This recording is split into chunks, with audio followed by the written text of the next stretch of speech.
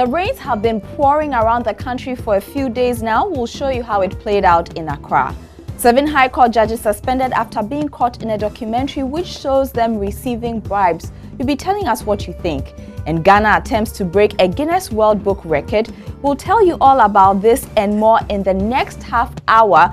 You're welcome to another edition of News Generation. My name is Ifwa Akwa Harrison. Please stay. I'll be right back. News Generation, supported by Cowbell with Vitarid.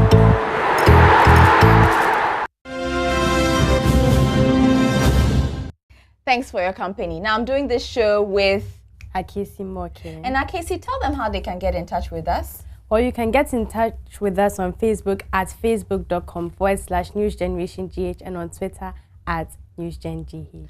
All right, let's talk about the Accra floods, which I'm sure is a common phrase you have gotten used to now. There were heavy rains on Friday and many parts of Accra were flooded again. Circle, Kolebu, Ring Road, Dansuman and its environs were submerged in floodwaters, causing massive traffic jams. The extent of the flooding terrified many. No casualty has been recorded yet, but the scene of the June 3rd disaster was also massively flooded. Dozens of traders complained bitterly that the demolition and all other efforts to reduce flooding in the city had been in vain. Many of you are also not surprised. Many parts of Accra got flooded again. I'm not surprised at all because we still have the habit of littering the place. We do not think about what we do anytime we are throwing rubbish outside. Mostly we throw the rubbish in the gutters and they normally get choked up. I'm not surprised because the government, they were supposed to have made sure that they totally vacate the people who are not supposed to be around places that can be flooded. But they just ordered them and now they are still back there and they are still operating over there. No, because the people in the area don't discharge their gutters, so there will possibly be a flood in the area. Anyone caught littering outside should be arrested, and also we should try and practice cleaning our environment mostly in a month at least. The government must make sure that they will make sure that they sack them totally from the place and make sure that no one, like they provide security like the police, so that they will ensure that no one will go there. We can all end flooding by taking part in communal labor and then stop building in waterways. It's been a very eventful week. Let's see what else has been making headlines in local news.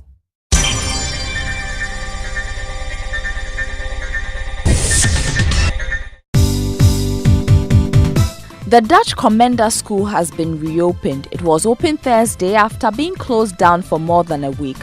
Violent clashes in the town left 2 people injured after gunshots were fired over a week ago.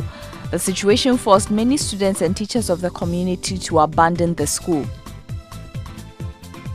Unpaid nurses and midwives have suspended their week-old strike. The group called off the strike after pleas from their mother union and the general public. The nurses are hopeful government will fulfill promises to pay the health workers' salaries by the end of the month, or else they will strike again. A Starboat flight crash-landed at the Tamale airport on Tuesday. Not much has been said about what caused the flight, but it is reported to have overshot the runway at the airport. Scores of old schoolmates from Ghana and beyond converged at the Independence Square to have fun. Music, games and food was in abundance at the most patronized outdoor event in Accra, which brings together old students from senior high school. A final year student of the Department of Painting and Sculpture at the Kwame Nkrumah University of Science and Technology has made a sculpture of investigative journalist Anas Aremeyao Anas. 24-year-old Godwin Addo calls Anas his hero and hopes to immortalize the journalist with his sculpture.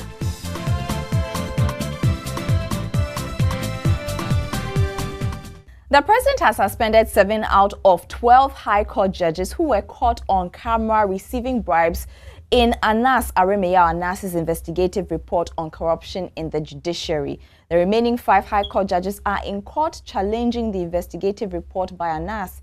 You have been sharing your views on this with us. Here's what's up.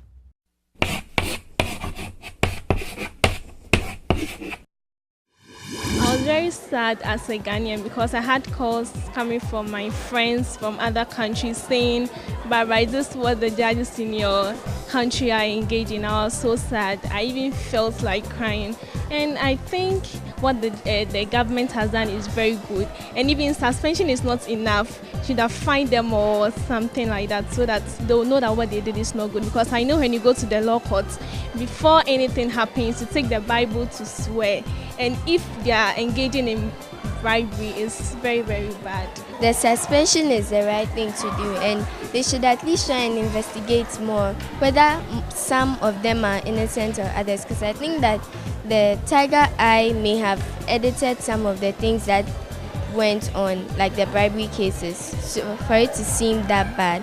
So if they should investigate and find out that some of the judges aren't part of them, I think it would be good. Oh, I felt very bad because even in the Judiciary Institute there is corruption. So what would we do? We the children coming up, what would we do when we also find out that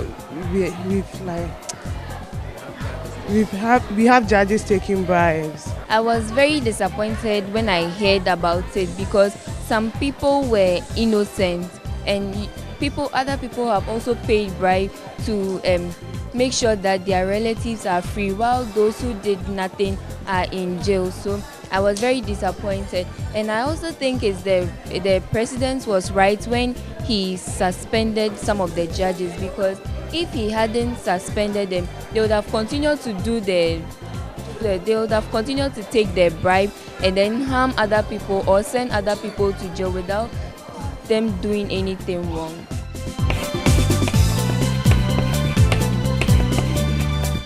Your views on WhatsApp. So, Akesi, what do you think about the 7 High Court judges who have been suspended in this judicial corruption scandal? Well, I think that what the president has done is great, but then it's not good enough. Severe punishment should be given to them. Wow. So what kind of punishment are you looking at if you are talking about severe punishment for some of our judges? Or they can be imprisoned for quite a number of years, for about 30 years or so. 30 years? Yes, 30 years. Hey. It's what they did was really bad, freeing the criminals and arresting the innocent people. Really bad. Yeah, well, the cases are still being looked at, so we'll see how it turns out in court. Remember, it shouldn't be guilty or pronounced guilty until proven to be guilty. So let's wait and see what's up with that. Now, tell us what the next story is about. Imagine sitting in a classroom without a roof over your head. That's the situation dozens of school children at the New Gbawe MA school find themselves in. The torn roofs of their school blocks means that the pupils are left at the mercy of the weather. Latif Idris visited the school and filed this report. Again, it starts with what? No, it starts with the sound book. The Malam cluster of schools has 13 different schools from kindergarten to junior high schools, all on the same compound. This block houses kindergarten 1 and 2 of New Gbawe MA 1 and 2 school. Sadly though, the torn roofing sheet exposes these toddlers to harshness of the weather. According to the class teacher, Madam Constance Nto Amwa, the situation gets worse whenever it rains. When there's rain, we have to struggle. Maybe we join the class 1 children in their classroom. So that when it stops, before we come. But the whole place will be flooded. We have to sweep the water away before we come and stay here. The situation, according to Madam Constance Nto, has adversely affected classwork. So you are always at the mercy of the weather, what being it's a rainy day or a sunny day? Yeah. So it's affecting their performance? It is affecting their performance. Because obviously if they don't come to school, they miss some lessons. They miss some lessons. And when they don't come and 3 or 4 people come, by all means, since some have come, you have to teach them. So it is affecting some of them too. We met with Rebecca Dede Akrashi, who had come to the school to check on the performance of her wards. She tells me the situation is so bad, she has on some occasions felt the need to help. The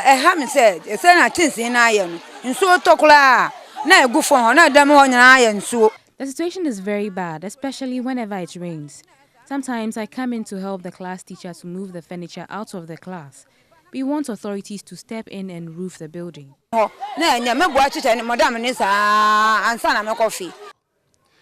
circuit supervisor of the school, Mr. Samson Yao Bruku, who spoke to me off the record, said plans are far advanced to fix the situation. But Madam Constance tells me similar promises have not been fulfilled in the past. Latif Idris, Joy News, Malam, Accra.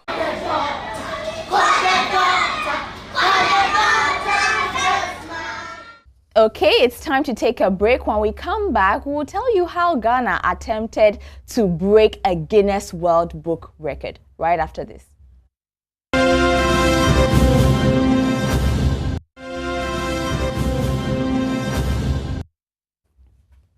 And welcome back to News Generation with me, Ifwa Akwa Harrison. I'm doing this episode with Akesi Moke. Remember, you can find us on social media. We're on facebook.com/newsgenerationgh. We're also on Twitter @NewsGenGH. Now, Ghana is trying to set a new Guinness World Record by becoming the country where the largest quantity of rice was prepared in one bowl at the same time. In 2013, Costa Rica grabbed that title. But on Saturday, October 3rd, at the Independence Square here in Accra, BBNZ Live and Diamond Cement tried to cook more rice than Costa Rica did. Their target was not just to break the world record, but also to feed about 3,000 street children. Thousands of street children aged between 7 and 15 years got their share of what is hoped to be the biggest bowl of fried rice in the world. Advertising firm BBNZ collaborated with cement producers Diamond to put together what is hoped to be the biggest bowl of fried rice to feed an estimated 3,000 children on the streets of Accra. And also for Ghana to break the Guinness World Record set by Costa Rica in 2013 as the country where the largest quantity of rice was prepared in one bowl. The reason why we went for the largest bowl of fried rice was because the main purpose of this is to feed the kids. So we wanted to do something that's centered around food. That was basically it. Maybe next time I might try and break another food record. But I thought I initially wanted to do jollof rice. But Guinness didn't really recognize what jollof rice was, so that's why we had to do fried rice. So hopefully maybe next year, if we get the approval, we can go ahead and do jollof rice, hopefully. In the last year, Ivory Coast, they have run this type of program, and now we are going to do it in Ghana itself, and I'm hopeful that we are also getting the record in the Guinness Book of Ghana. I'm expecting the kids to be very happy.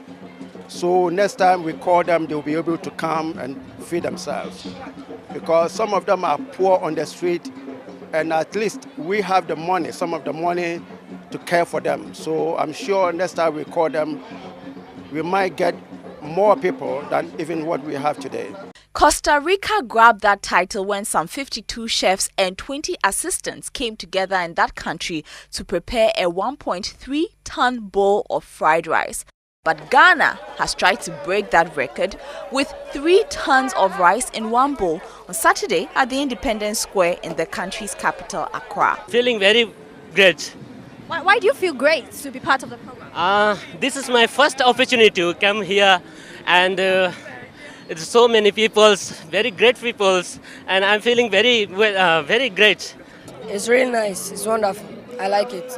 You like it? What makes you like it? Because we're having a lot of fun. And we've gotten a lot of things. They shared some things for us like stationaries that we can use in school. With the stationaries, we can use it in school. We can write in it because some of us, our parents do not have money to buy some of these things for us. Well, as results are collated, many Ghanaians hope that the country will break the record. But even better, thousands of street children were fed. Rosalind Sewa Opon's report for Joy News. Yeah, so that's the story. You saw the kids there, very happy they had gotten fried rice to eat. Yeah. So did Ghana beat the record? Yeah, so the thing is, we actually did not break the record. This is because there was enough rice, but they didn't manage to cook all in one bowl. So maybe better luck next time. Yeah. What's next? For the first time in history, FIFA has suspended its president, Sepp Blatter. Sepp Blatter and other top FIFA officials have all been suspended over corruption allegations. CAF and FIFA Vice President Issa Hayatou will act as FIFA president until investigations are concluded.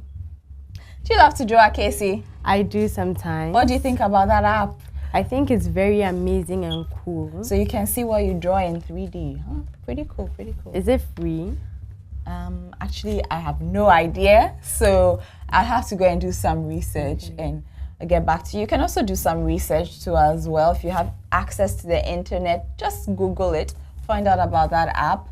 Yeah. But yeah, for those of you who don't, I'll definitely research into it and then let you know how that goes. But that's about it for this edition of News Generation. How can people get in touch with us on social media? You can get in touch with us on social media at facebook.com/newsgenerationgh and on Twitter at newsgengh.